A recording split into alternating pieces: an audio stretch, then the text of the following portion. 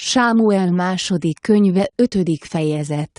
Eljövének pedig Dávidhoz Hebronba Izraelnek minden nemzetségei, és szólának ilyenképpen: ímé mi a te csontodból és testedből valók vagyunk, mert ennek előtte is, mikor Saul uralkodott felettünk, te vezérelted kisbe Izraelt, és az Úr azt mondotta néked: te legelteted az én népemet, az Izraelt, és te fejedelem leszel Izrael felett. Eljövének azért Izraelnek minden vénei a királyhoz Hebronba, és frigyettőn veleg Dávid király Hebronban az Úr előtt, és királlyá kenik Dávidot Izrael felett.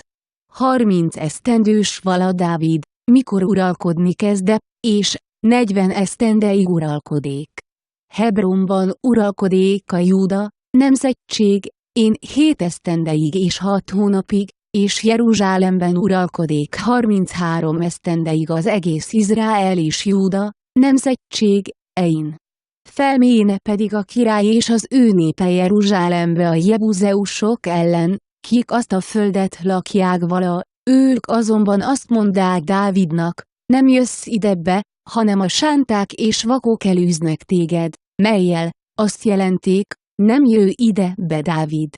Bevevé mindazáltal Dávid a Sion várát, és az immár a Dávid városa.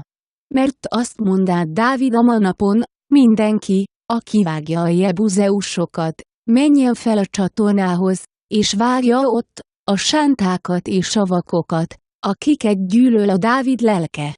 Ezért mondják: vak és sánta ne menjen be a házba. És lakozik Dávid abban a várban, és nevezi azt Dávid városának, és megépíti Dávid körös körül, Millótól fogva befelé.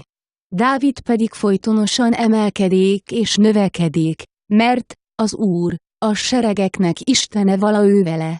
Követeket külde pedig Hírám, Tírusnak királya Dávidhoz, és cédrusfákat is, ácsmestereket és kőmíveseket, és építének házat Dávidnak. És belátta Dávid, hogy az Úr megerősítette őt az Izrael felett való királyságában, és hogy felmagasztalta az ő királyságát az ő népéért, Izraelért.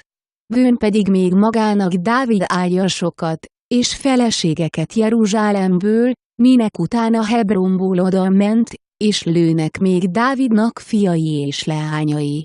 És ezek a nevei azoknak, akik Jeruzsálemben születtek: Samua, Sóbáb, Nátán, Salamon, Ibhár, Elisua, Néfeg, Jáfia, Elisáma, Eljada és Elifélet.